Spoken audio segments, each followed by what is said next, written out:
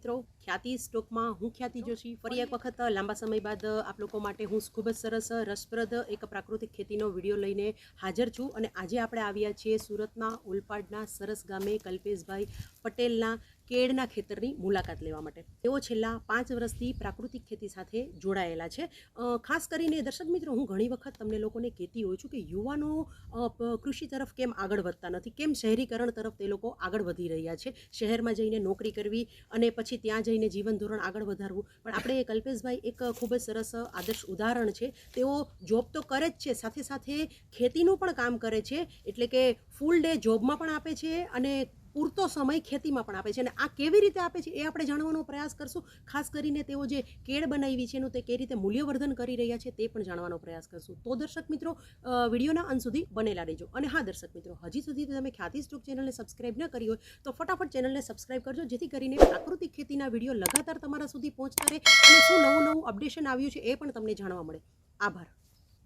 કલ્પેશભાઈ, ખ્યાતિ સ્ટોકમાં તમારું સ્વાગત છે. અમે શરૂઆતમાં જ દર્શક મિત્રોને કહ્યું કે યુવાનો ખેતી તરફ આગળ વધતા નથી, તો સૌથી પહેલાં તો તમે અમારા દર્શક મિત્રો જોડે એ વાત શેર કરો કે તમે કેવી રીતે તમારા ટાઈટ શેડ્યુલમાં તમે બિઝી જોબ પણ કરો છો, એમાંથી તમે ખેતીમાં કેવી રીતે આવી અને ખાસ કરીને પ્રાકૃતિક ખેતીમાં કઈ રીતે જોડાયા એ વાત તમે અમારા દર્શક મિત્રો જોડે શેર કરો તો. નમસ્કાર. મારે પ્રાકૃતિક ખેતી તરફ આવવાનું એક જ કારણ છે. મારા ફાધરને કેન્સર હતું, એના હિસાબે મારે એક જ મેં ધ્યેય કરેલો કે આપણે બી ખાવું છે તો વગર પેસ્ટિસાઇડ્સ વગર કેમિકલનું ખાવું છે, ને લોકોને બી ખવડાવવું છે તો વગર કેમિકલ વગર પેસ્ટિસાઇડ્સનું ખવડાવવું છે. 2011માં ફાધરને કેન્સર હતું. ફાધર મારા હયાત નથી, પણ જ્યારથી ખેતી મેં સંભાળી છે ત્યારથી હું પ્રાકૃતિક ખેતી કરું છું.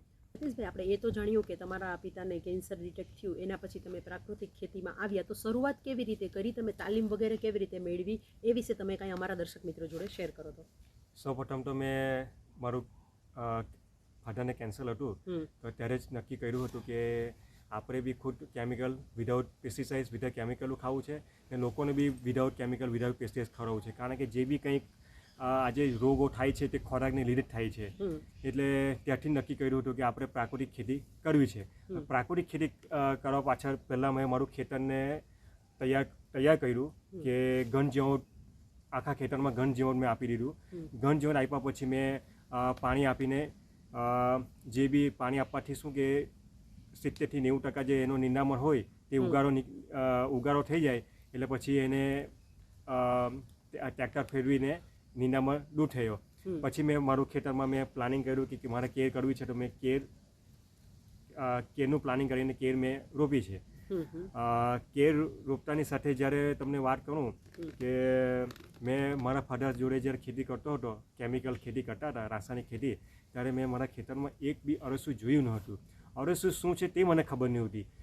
પછી જ્યારે મેં મારા ખેતરમાં ઘન જીવામૃત, આચ્છાદન, જે પ્રાકૃતિક ખેતીના બધા આયામો છે તે મેં 5 આયામો 100% ફોલોઅપ કરીને જ્યારે ખેતી મેં શરૂઆત કરી, ત્યારે મારા ખેતરમાં અરસિયા જોઈને હું ચોંક્યો કે આ શું છે, અરસિયા છે. એ 10 ગ્લોબલ અરસિયા જોયા, એટલા બધા હોલ જોયા કે નહીં પૂછો વાત. ચોમાસા દરમિયાનની અંદર જ્યારે ખેતીમાં જ્યારે ભરપૂર વરસાદ 2-4 કલાક પડે છે ત્યારે બાજુના ખેતરમાં પાણી ભરેલું હોય છે. મારા ખેતરમાં જ્યારે હું 1 કલાક પછી આવું છું તો મારા ખેતરમાં પાણી જોવા નહીં મળતું. કારણ કે અરસિયાથી અરસિયાનું એવું કામ હોય છે કે એક હોલમાંથી બીજા હોલમાં જાય છે, એટલે અસંખ્ય હોલ પાડે છે ને એના વડની વસ્તી હોલને લીપણ કરે છે, એટલે હોલ પૂરાતા નથી. એના કારણે શું થાય કે વરસાદ જે પડે છે, ખેતરમાં જે પાણી ભરાય છે એ ભૂગર્ભ જળમાં જાય છે. જે સરકાર કરોડો રૂપિયા ખર્ચો કરે છે વોટર હાર્વેસ્ટની પાછળ, એ મારા ખેતરમાં મને મફતનું કામ કરી આપે છે.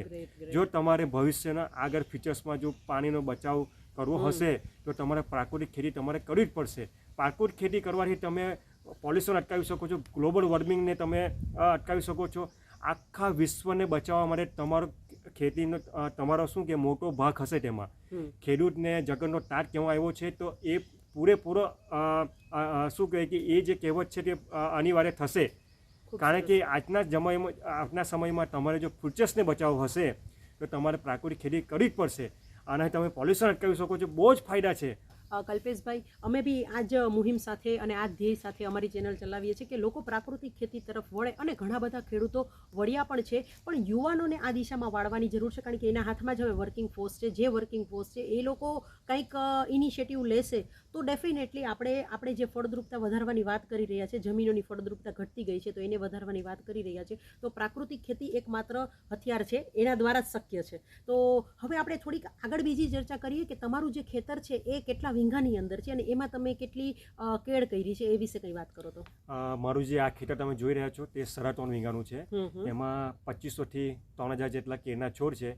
ને કેર પહેલાં બી મેં મારું જ્યારે પ્લાન્ટ કર્યું, નાની કેર હતી ત્યારે કેરની અંદર બી મેં બધા મતલબ કે મિશ્ર ક્રોપ લીધા છે. જેમ કે પાલક, મેથી, ભાજી, ગાજર, બીટ છે, રીંગણ છે, ટામેટા છે, તુવેર છે, આવા કેપ્સિકમ, મરચી છે, મતલબ કે આવા જે બી મતલબ કે પાક છે થાય તેઓને મેં હળદર છે એવા પાક મેં મિશ્ર પાકમાં લીધા છે. ખૂબ સરસ.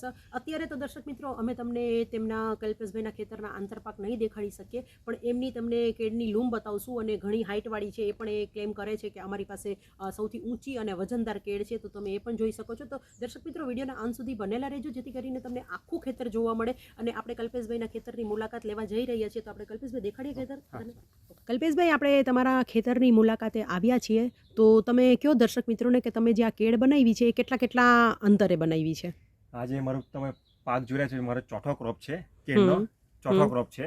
ચોથા ક્રોપની અંદર જે સ્ટાર્ટિંગમાં રોપેલું, જ્યારે પ્લાન્ટેશન કરેલું ત્યારે 6x4 મેં પ્લાન્ટેશન કરેલું હતું. બરાબર. અને આ જ છે પેલી હાઇટવાળી કેર? હા, મતલબ કે તમે કોઈ બીજી જગ્યાએ કેરના છોડ જોયા હશે, આપણા ખેતરમાં કેરના ઝાડ છે. મેં ચોથા ક્રોપની અંદર મેં હાઈએસ્ટ 73 કિલોનું વજન લીધું છે, જેની જાડાઈ 29 ઇંચ હતી, એની હાઈટ 15 ફૂટ હતી. તમે હાઈટ તો તમે જોઈ શકો છો હાઈટ કેવી છે કેળની. જોઈ શકો છો દર્શક મિત્રો તમે લોકો. ચોથા ક્રોપની અંદર મારે એવરેજ 35 થી 40 ની મારી એવરેજ છે. હા ભાઈ, તમે જે શરૂઆતમાં રાસાયણિક ખેતી કરતા હતા ત્યારે જે તમારો ખર્ચ થતો હતો એના પછી વધતો નફો, એની સરખામણી અત્યારના શું વધે છે? આપણે એવી કઈ વાત કરીએ તો. જ્યારે કેમિકલ રાસાયણિક ખેતી કરતા હતા ત્યારે મારા આવક લગભગ આઈ થિંક 4 થી 5 લાખની હતી. પણ જ્યાંથી પ્રાકૃતિક ખેતી તરફ વળ્યો છું ત્યારે મારી ડબલ જે પ્રધાનમંત્રી જે નરેન્દ્રભાઈ મોદી જે કહે છે કે ખેડૂતની આવક બમણી કરવી છે, તો ખરેખર એ મેં સાર્થક કર્યું છે. મારી આવક મેં બમણી કરી છે. આમાં 10 થી 12 લાખની મેં મારી આ કેર હમણાં જે હાલ છે તે મેં 10 થી 12 લાખની કરી છે મેં. દર્શક મિત્રો તમે જોઈ શકો છો ભાઈનું ખેતર. અગાઉ પહેલાં જે અહીંયા જ કેળ છે કે બીજા કોઈ ક્રોપ લેતા હતા ત્યારે એને 5 થી 6 લાખની આવક થતી હતી, જેમાં ખર્ચો પણ આપણે ગણવાનો આવે છે. તો જો એને બાદ કરીએ તો એ આવક પણ ઓછી થઈ જતી. આની અંદર ખર્ચ તો 0 જ થઈ ગયો છે અને એની સામે આવક વધી છે અને બમણી થઈ ગઈ છે. એટલે આપણે જે બમણી આવકની વાત છે એ આ ભાઈના ખેતરમાં પુરવાર થાય છે સાબિત. એટલે ભાઈ આપણે થોડીક તમારી આ જમીનની વાત કરીએ તો, કે કારણ કે તમે એમ કીધું કે જો આ જમીન કેટલી બધી ફળદ્રુપ થઈ ગઈ, પોચી થઈ ગઈ, તમને હાર્વેસ્ટિંગ માટેમાં સારું લાગે છે, અનુભવ સારો રહ્યો. શું કહેવું છે તમારું એ માટેનું? આ તમે જે હાલ મારી જમીન જોઈ રહી છો, જો આ આચ્છાદન નીચેની જમીન તમે, કે જેમાં અઢળક અળસિયાના હોલ છે આ, જેનાથી આપણી જમીન એટલી ફળદ્રુપ થાય છે કે પૂછો જ નહીં વાતો એની ફળદ્રુપતાની. ને આમાં આના કારણે આચ્છાદન કારણે અળસિયાને લીધે આપણી જમીનમાં જે જૈવિક કાર્બન તત્વોનો જે રેશિયો હોવો જોઈએ એ સૌથી વધી જાય છે. એના કારણે ઉત્પાદન આપણું વધે છે. બરાબર. એટલે તમને જમીન તૈયાર કરતા તો અમે શરૂઆતના 1 થી 1.5 વર્ષ તો થયું જ હશે ને? હા, જમીન શરૂઆતમાં પહેલાં 1 વર્ષ તો મને લાગ્યું જ. ને જમીન તૈયાર કરતાં પછી જ્યારે કેળનું વાવેતર કર્યું ત્યારે દર 15 દિવસે જ્યારે બી પાણી આપું ત્યારે ફ્લડ પાણી સાથે દર 15 દિવસે મતલબ કે 1000 લીટર જેટલું જીવામૃત આપી દઉં છું. બરાબર. અને આ તમે તમારા આ સરસ ગામના જે ખેતર છે એમાં જ તમે પ્રાકૃતિક ખેતી કરી કે બીજા ખેતર તમારા છે એમાં પણ તમે કરી છે? મેં મારું બીજા બી ખેતર છે કે જેમાં હમણાં મેં કૃષ્ણકુમાર ડાંગર કર્યું હતું, ત્યાં બી પ્રાકૃતિક ખેતી કરી છે. આગળ એક ખેતર છે પર્વત બનાવી છે, તેમાં બી પ્રાકૃતિક ખેતી કરું છું. આગળ એક ગણોટે પ્રાઇન પર જમીન લીધી છે, તેમાં બી કેર કરી છે, તે બી પ્રાકૃતિક ખેતી કરી છે મેં. ખૂબ જ સરસ. અને જે આ જીવામૃત છે એનો આપણે કંઈ ખર્ચો ગણીએ તો, કારણ કે તમારી પાસે ગાય છે કે નહીં, તમે ગાય પાડી જ કે નહીં એ મને નથી ખ્યાલ, તો તમે કઈ વાત કરો તો. એકચ્યુઅલમાં મારી પાસે હું પ્રાકૃતિક ખેતી કરું છું, એમાં પ્રાકૃતિક ખેતી માટે ખાસ તો ગાયની જરૂર પડે, પણ મારી પાસે ગાય નથી, કારણ કે એટલો સમય નથી કે હું ગાયને એ કરી શકું. એટલે ગાય મારા મિત્ર પાસે છે, તે બી દેશી ગાય છે, ગીર ગાય છે. એ ત્યાંથી મને ગૌમૂત્ર ને ગોબર મને મળી જાય છે. ને થોડીક એના માટે જીવામૃત બનાવવા માટે ગોળ ને બેસન એ થોડુંક મારે બજારમાંથી લાવવું પડતું છે. તેનાથી હું જીવામૃત બનાવીને મતલબ કે ખેતરમાં આપું છું. બરાબર. અને જે આ તમને તમારે ગૌમૂત્રની જરૂર પડે છે એના માટેનો શું ખર્ચો લાગે છે? કારણ કે આપણે જો ખર્ચો ઘટાડવાની વાત કરતા હોઈએ તો એ ખર્ચો પણ તમે થોડો કંઈ શેર કરો તો. એ મિત્ર જ છે એટલે ગૌમૂત્ર ને ગોબરના પૈસા લેતો નથી, એમ જ ત્યાંથી મળી જાય છે મને. ખાલી મારે એકચ્યુઅલમાં ચણા બી મારી પાસે થોડાક હતા પણ તેનો ખાવામાં ઉપયોગ કરી લીધો. એટલે શું કહેવાય કે બેસન જે કહેવાય ને તે બેસન હું થોડુંક મારે બજારમાંથી ગોળ ને બેસન બેવું બજારમાંથી વેચાઈ લઉં છું. એટલો જ ખર્ચો છે, બાકી બીજો કોઈ ખર્ચો નથી મારો.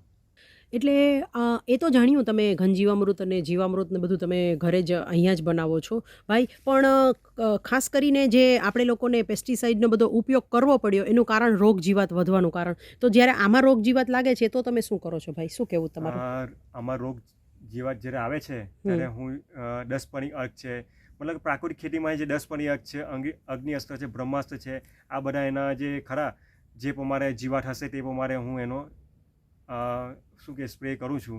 એ બધું તમે પોતે જ બનાવો છો? હા, પોતે બનાવો. પણ એક વાત મારી સમજો કે જ્યારે તમારી જમીન સ્ટ્રોંગ બની જશે ને ત્યારે તમારે કોઈ જાતનો જીવાત આવશે નહીં, કોઈ જાતનો કોઈ રોગ બી નહીં આવશે. તો તમને આમાં અનુભવ કેવો રહ્યો? આ કેળમાં કોઈ જીવાતનો તમને સામનો કરવો પડ્યો? હમણાં મારે જે ચોથો પાક ચાલે છે તેમાં ચોથા પાકની અંદર મેં કોઈ જાતની મેં 10 પની કે અગ્નિઅસ્ત્ર કે બ્રહ્માસ્ત્ર કોઈ જાતનું મેં વાપરું નથી. ખાલી શું કહેવાય કે મહિને 2 મહિનામાં હું જીવામૃત ને ખાટી છાશનો છંટકાવ કરું છું, એનાથી વિશેષ કશું કરતો નથી. બરાબર છે. અને ખાસ તો આ વખતે ભાઈ કમોસમી વરસાદની બહુ જ સમસ્યા બધાને જ નડી છે, તો તમારું શું કહેવું છે? તમને કમોસમી વરસાદ વખતે પવન બી ખૂબ ફૂંકાયો હતો, તો તમારી આ કેળ પડી જવાની કેવી કોઈ ઘટના બની કે શું છે? એ કઈ વાત તમે અમારા દર્શક મિત્રો જોડે શેર કરો તો.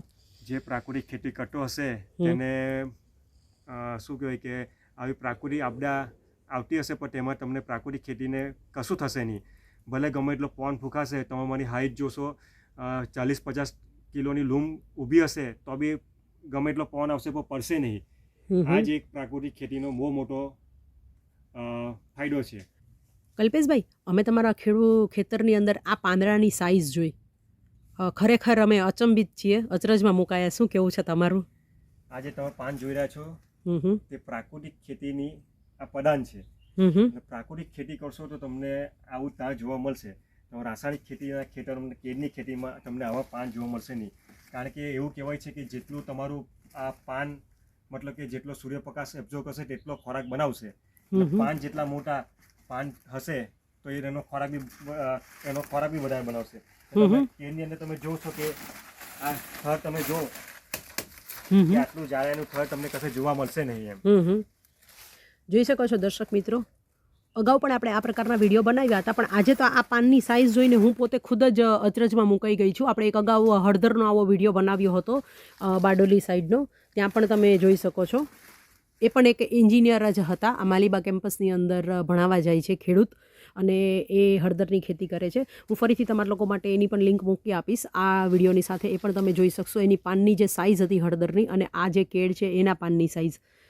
ભાઈ તમે જરા આ એને તમે વિથ કરીને બતાવો કેટલી હશે તમારા હાથથી, એટલે આઈડિયા આવે લોકોને પણ થોડોક. આ ભાઈ આખા ઊભા રહી જાય છે એટલી તો તમે પાનની સાઇઝ છે. ખૂબ જ સરસ છે, ખૂબ જ રસપ્રદ છે. જે પણ દર્શક મિત્રોને આ ખેતરની મુલાકાત લેવી હોય તો લઈ શકે છે. મેં સ્ક્રીન પર ભાઈના નંબર આપેલા જ છે, તમે મુલાકાત લઈ શકશો અને ક્યારેય બી ખેતરમાં જોઈ શકશો કે એમનું ક્રોપ કઈ રીતે આગળ વધી રહ્યું છે પ્રાકૃતિક ખેતીમાં. કલ્પેશભાઈ, તમારું ખેતર તો ખૂબ જ રસપ્રદ છે અને મહત્ત્વની વાત તો અમને બી ઘણી નવી માહિતી જાણકારી મળી કે પ્રાકૃતિક ખેતીના શું શું ફાયદાઓ છે અને દર્શક મિત્રોને પણ મળી હશે. હવે આપણે વિડીયોના અંત તરફ જઈ રહ્યા છીએ, તો તમે શું સંદેશો આપવા માંગો છો યુવાનોને? કારણ કે આપણે એવું પણ થોડું ઓફલાઈન જાણ્યું કે યુવાનો ખેતી નથી કરતા, અને ખાસ કરીને તમે તાલીમમાં લઈ જાઓ છો, જાણે કે 10 યુવાનને તમે લઈ ગયા હોય તેમાંથી એક યુવાન અંતે તાલીમ પૂરી કર્યા બાદ તૈયાર થાય છે આ ખેતી માટે. એનું શું કારણ છે? યુવાનો નથી આવતા, એનું પાછળનું કારણ? ખ્યાતિબેન, જોવા જઈએ તો યુવાનોને એવું છે કે ખેતીમાં હવે કશું નહીં મળતું. કારણ કે તમે જોવો છો કે રાસાયણિક ખેતી કરતાં તેમને પાયમાલ થઈ ગયા છે, આજે દેવામાં ઉતરી ગયા છે. પણ હું તમને એ યુવાનોને એ સમજવા માગું છું કે તમે પ્રાકૃતિક ખેતી કરશો તો તમારું દેવું શું, તમે તમારી 7 પેઢીને બી તમે પાડી શકો એવી આમાં તાકાત છે. પ્રાકૃતિક ખેતીમાં એટલી આવક છે ને તમે બહુ સારું બરાબર કરી શકે એવું છે એમ. એટલે એક કહેવત છે કે ગામના પૈસા ગામમાં અને શહેરના પૈસા બી ગામમાં આવે છે. આ પ્રાકૃતિક ખેતીનો એક એ છે ખૂબ કે સરસ. તમે લાવી શકો છો તમે. ને યુવાનોને મારે ખાલી ખાસ એ કહેવું છે કે હું તો જોબ બી કરું છું ને જોબ સાથે આટલું ખેતી સંભાળું છું. તમારી પાસે ખેતી હોય તો ખેતી કરો. પ્રાકૃતિક ખેતી કરશો તો તમને 100% તમે જોબ કરો એના કરતાં બી તમે સારું એ કરી શકો છો. કારણ કે આપણા પ્રધાનમંત્રી જે કહે છે નરેન્દ્રભાઈ મોદી કે આત્મનિર્ભર ભારત બનાવવા માટે તમે આત્મનિર્ભર બનવું જ પડશે તમારે. પણ સમસ્યા તો બીજી ભાઈ એવી પણ છે કે જે યુવાનો ખેતી કરે છે એને દીકરી નથી મળતી. અરે તો શું કેવું છે તમારું? કારણ કે તમે યુવાન છો અને હમણાં તમારા બી લગ્ન થયા અને તમારો પણ સંસાર ચાલે છે, તો તમે કેવી રીતે આ બધું મેનેજ કર્યું? એકચ્યુઅલમાં બેન હું તો ખુદ મેં જે મેરેજ કર્યા છે કે જે પાલ સુરતની અંદર પાલ જે સિટી છે ત્યાંથી છોકરીને લાવ્યો છું, ત્યાં મેરેજ કર્યા છે. ને એ છોકરી બી એજ્યુકેટેડ છે, તે છતાં બી મને ખેતીમાં મને 100% કામ કરવા લાગે છે. ને મારા જે મૂલ્યવર્ધન જે કરું છું ખેતીમાંથી તે બધું જ 100% કામ એ કરે છે. ખૂબ સરસ. ભલે એ સિટીમાંથી આવી છે, એજ્યુકેટેડ છે, છતાં બી મને બધું 100% કરવા લાગે છે. એવું જરૂરી નથી કે પણ અમે તો દર્શક મિત્રોને કહીએ જ છે કૃષિ એક એન્જિનિયરિંગ છે અને કૃષિ એન્જિનિયરિંગને છોડવું ન જોઈએ. આપણે કૃષિ એન્જિનિયરિંગ નથી માનતા, ખેતી કરવાનું આપણે વિચારીએ બસ ખેતી કરીએ છીએ, પણ ખૂબ સરસ થઈ શકશે. દર્શક મિત્રો, આપણે કલ્પેશભાઈના પત્ની છે એ મહિલા ખેડૂતનો પણ આપણે વિડીયો બનાવશું અને એમની મૂલ્યવર્ધન પ્રવૃત્તિઓ પણ જાણવાનો પ્રયાસ કરશું, જેથી કરીને તમને પણ એવું લાગે કે આપણે શું કરી શકીએ. આપણા ઘરના છે એ એજ્યુકેટેડ છે અને એને એજ્યુકેશન લીધું છે તો એનો કેવી રીતે ઉપયોગ થઈ શકે, ઘણું બધું થઈ શકે. એકાઉન્ટિંગ ડિપાર્ટમેન્ટ એક આખું જોઈ શકે છે, સેલ્સનું માર્કેટિંગનું ઘણું બધું જોઈ શકે છે, કારણ કે મૂલ્યવર્ધન કર્યા પછી તમારે બજારમાં તમારી પ્રોડક્ટને કેવી રીતે પહોંચાડવી છે એનું ખૂબ સરસ કામ કરવા માટે બહારથી ટીમ હાયર કરવી તો તમે ઘરના જ કેમ તૈયાર ન થઈ શકો. ને આ એક મોટો બિઝનેસ છે, એના માટેની આપણે ચર્ચા બેન સાથે કરશું, એક ડિટેલમાં એમની સાથેનો વિડીયો બનાવશું. આજે તમે ખ્યાતિ સ્ટોક સાથે જોડાયા બદલ તમારો ખૂબ ખૂબ આભાર છે. દર્શક મિત્રો, તમને આજનો વિડીયો કેવો લાગ્યો? જો પસંદ આવ્યો હોય તો લાઇક, શેર કરવાનું ભૂલતા નહીં. અને હા દર્શક મિત્રો, હજી સુધી તમે આ ચેનલને સબસ્ક્રાઇબ ન કરી હોય તો ફરીથી એક વખત સબસ્ક્રાઇબ કરી લેજો, જેથી કરીને તમને ડિટેલમાં બધા જ પ્રાકૃતિક ખેતીના વિડીયો મળતા રહે. નમસ્કાર.